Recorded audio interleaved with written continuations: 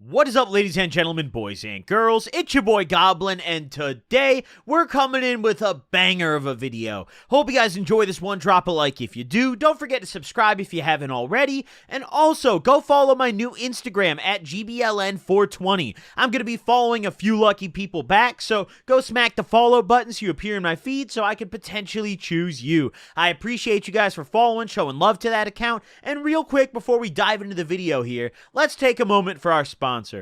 This video is brought to you guys by MyBookie. By signing up at MyBookie with promo code GOBLIN, your first deposit is immediately doubled all the way up to $1,000. How's that for a quick turnaround on your investment? The playoffs are heating up and the College Bowl season is just around the corner, so you're going to want to make sure you head over to MyBookie today to get in on the action. Build your props, you can create all sorts of parlays, and take part in a host of prize contests. This is the best time of the year to watch sports and get in on the action at MyBookie using promo code GOBLIN. Big shout out to them. Now let's dive into the video. So this took place back in 2017, towards the end of my probation. Some of you guys who have been around this channel for a while might remember that during almost the entire year of 2017 and the very end of 2016, I was on probation, which meant that I couldn't smoke weed, and I kind of had to put on the image that I was completely sober. I was in outpatient rehab at the beginning of this probation, and I was in inpatient before that at a residential facility. So I had gotten out, and I was kind of having a hard time staying completely sober, as you guys who have been around the channel for a while probably know. My probation officer knew of my channel back then, so a lot of these probation stories are kind of just now getting dug up, if you will. This is one of those bangers. So, as I said, this took place towards the end of my probation during the summer of 2017, and at the time, I worked at a bathroom remodeling company selling bathtub remodels. So my entire job position was essentially to pitch this to people in various locations. They would send me anywhere. I would get sent to trade shows, I would get sent to fucking malls, and we'd set up a booth. I would get sent to flea markets. We were sleazy with it, bro. We didn't care where we could make a sale. If we could make a sale there, we're going. We'd go to like festivals and carnivals and shit. We didn't give a fuck. And we had this tiny little display that was literally like a bathtub with tile behind it that we wheel out of our truck and bring it into the mall and set up. And then my job was to stand in front of that and kind of pitch it to people who were walking past. Convince people, pardon me, to walk over and talk to me more. Or if I caught someone looking at one of the displays, I'd approach them and kind of get them to give me their info or book an appointment, which I would get commission plus hourly for doing both. So I would go pretty hard. But towards the end of my time at this job, I was starting to get less hours because the season was winding down. As fall and winter roll around, people aren't really doing as many shows or events that we can go to, and they're also just not remodeling as much in general. All of that kind of happens in the spring and the summer. So towards the end of the summer, it winds down, and I started getting less hours because of that, and also the fact that I was a pretty shit employee. I would fake almost all of my referrals. Like, I would give just bullshit information. I'd pull a number out of my ass. At first, I would start using like friends' numbers and family and just be like, yeah, if they call, go with it. And then after a while, I just realized that I could just write down bullshit numbers and they'd still pay me commission. So that's exactly what I did. Which I have a hunch that's part of why I started getting my hours reduced, because they realized that none of my leads were turning into conversions or anything. But that's for a different day. So on this day, I get there, and I had brought a little treat with me to work. I've touched on this in the past, but, you know, working 8 hours, sometimes longer than that, standing in front of a fucking bathtub is mind-numbing. I feel like at a lot of other jobs I've had at least some menial task to pass my time. But at this job, there is nothing. Like, there is absolutely nothing to do. You stand in front of the display and you people watch. You just stare people down. It could be fun for like the first 30 minutes to an hour, but try doing that for 8 hours straight. It's absolutely unbearable. And you don't really necessarily get a break because it's kind of like a job where you just stand at the display. So they just tell you to eat at the display. They're just like, yeah, don't make a mess. So, I mean, you can get a break because no one's really supervising you. Everyone took breaks, but you were told that you can't really actually just leave like that. But I didn't really give a shit. You know, I would wander off all the time.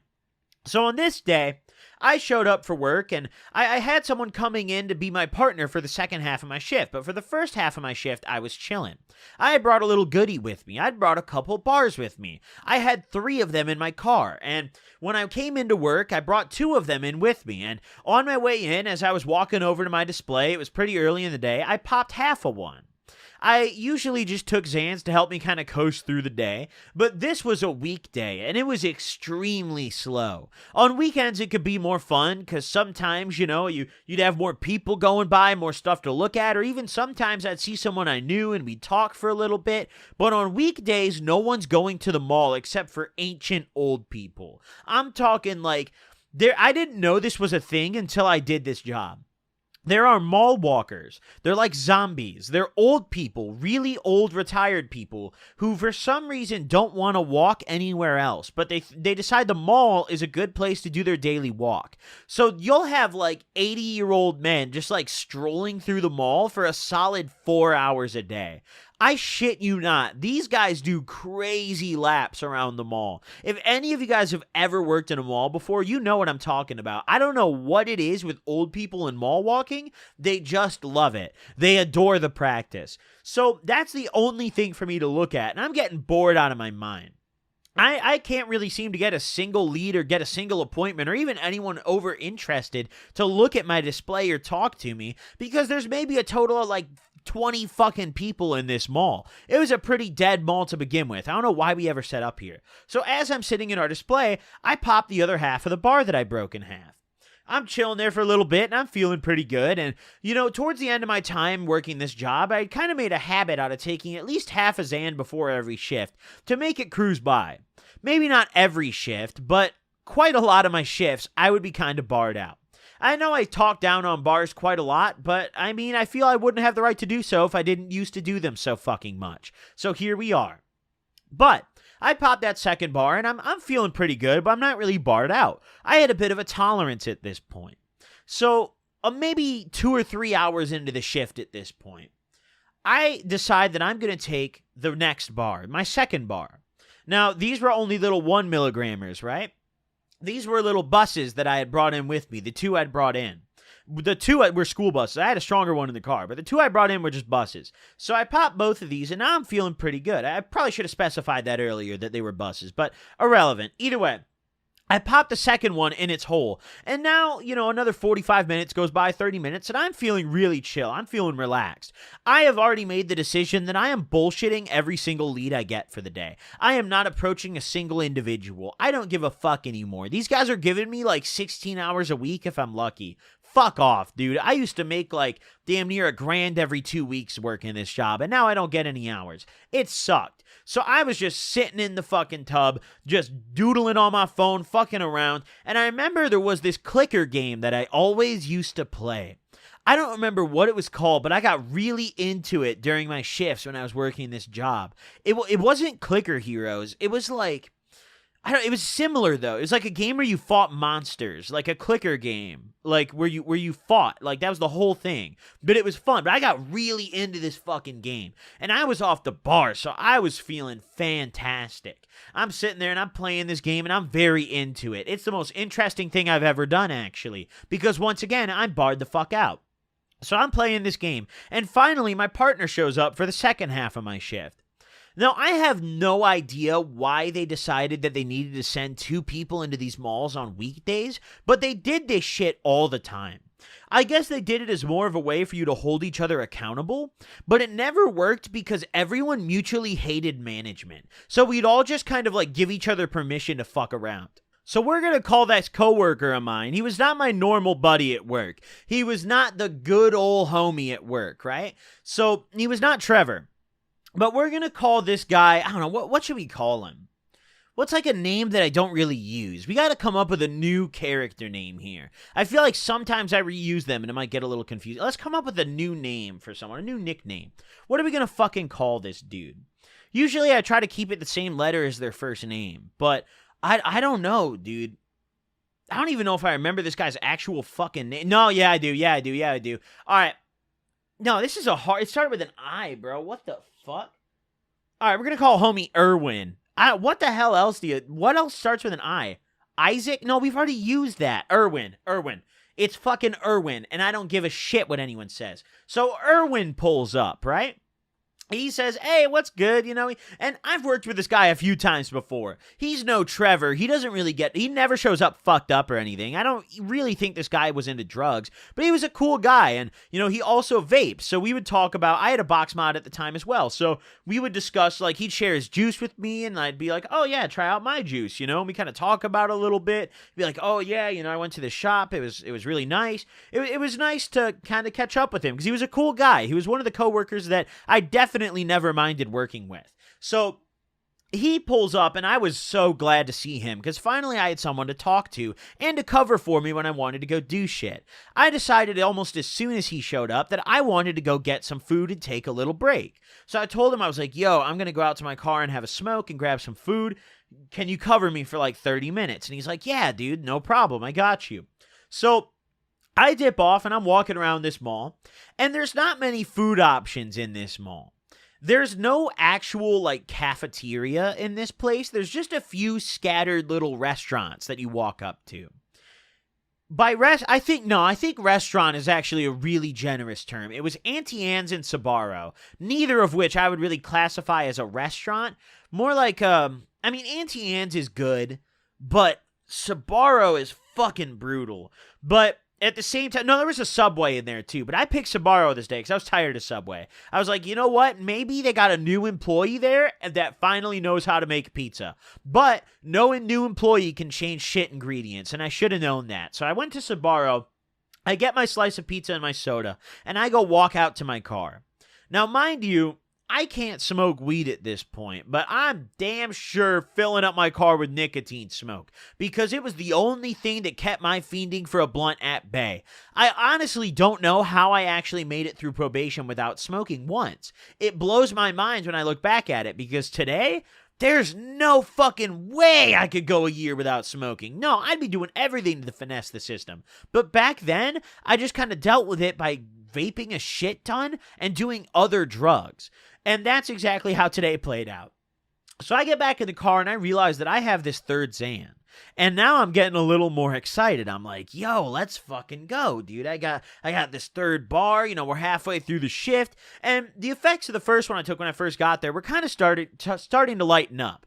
I wasn't feeling as barred out anymore. As I was sitting in my car, I just kind of realized, like, hey, I feel good, but I think I might need a little booster to get me through this shift. So I opened my glove box, and maybe I was a little more barred out than I thought because I didn't really consider the fact that my last bar was a ladder, not a school bus. So this was a 2 milligram motherfucker. And I take this bar and I just pop the whole thing. I down the whole thing. I'm sitting here and I'm like, okay, I'm feeling good. 3 Xans on the work shift. I was a demon during my probation days. But to be fair, Xanax gets out of your system pretty fucking quickly. I think it's like 3 or 4 days, if I remember correctly.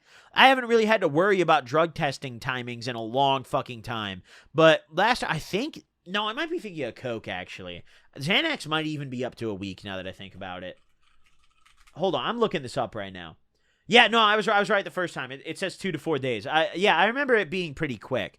But all I had to do was just not take any for like the week leading up to my drug test, and they were scheduled in advance. I always knew when they were. So it helped me kind of plan around that and get barred out whenever I wanted and do some other drugs here and there on probation, which you guys have heard about in other videos. So I take this last 2 milligrammer and I go back inside.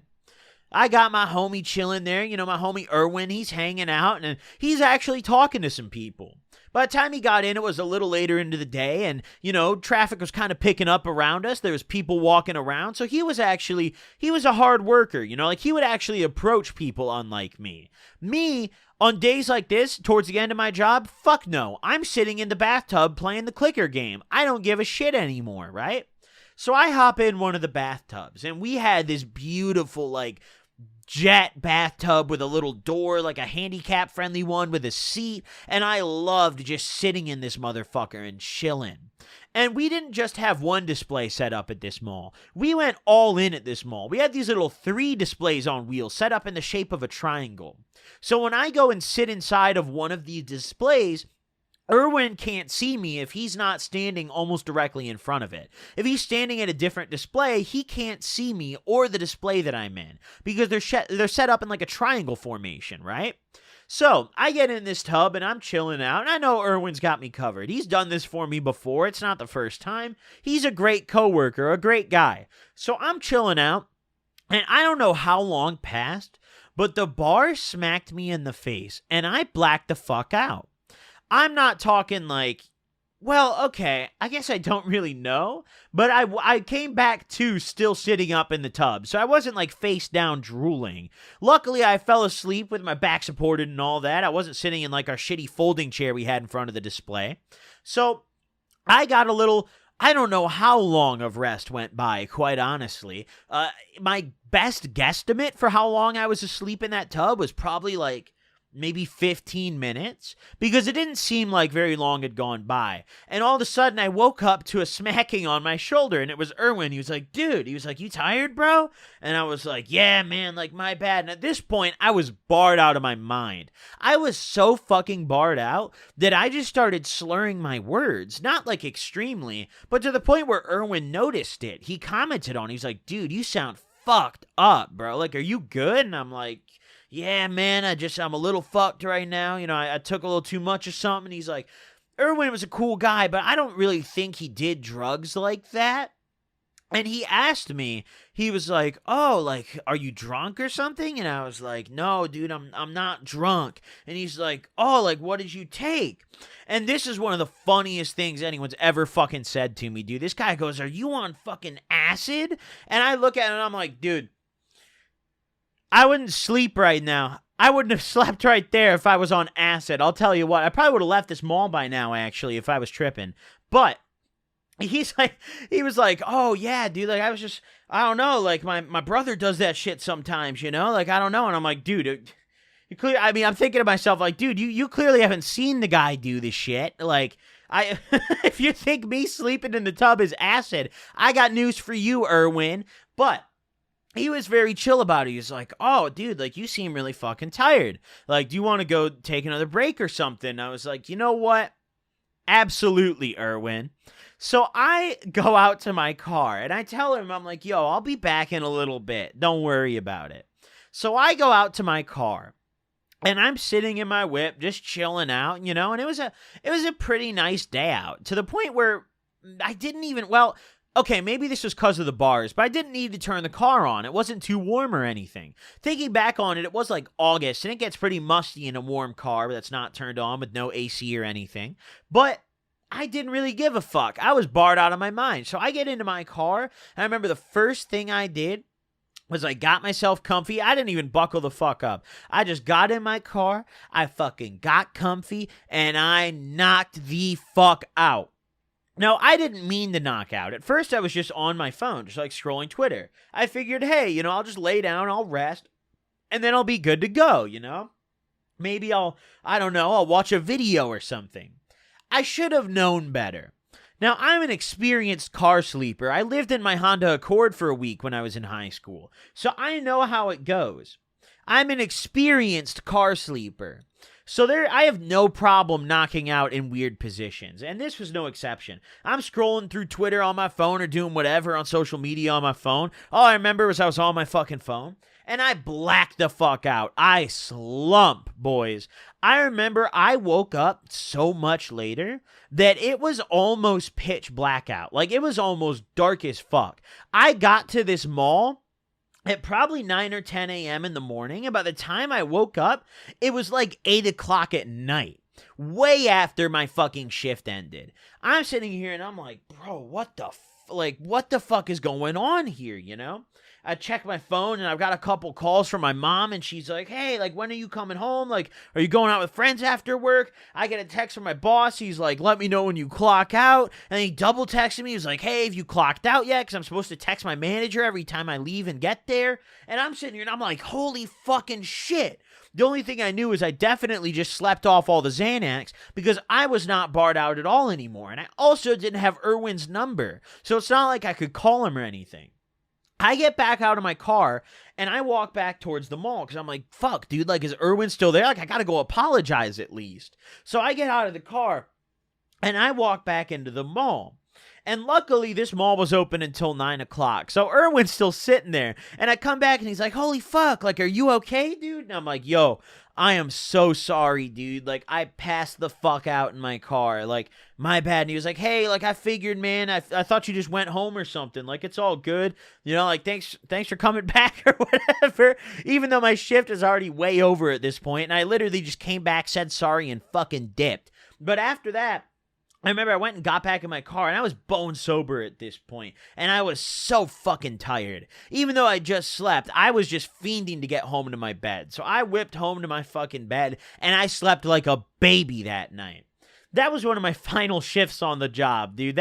They were not fond of that one for sure. I have a feeling Erwin might have said something, but whatever, dude. I mean, it's cool. He was probably fairly pissed about it. I mean, to be fair, I did bail on him for, like, the remaining 4 hours of my shift. But whatever, life happens, dude. Suck it up, Erwin. Hope you guys enjoyed this video. Drop a like if you did. I'll see you guys in the next one. Don't forget to follow my new Instagram at GBLN420. Peace out, gamers.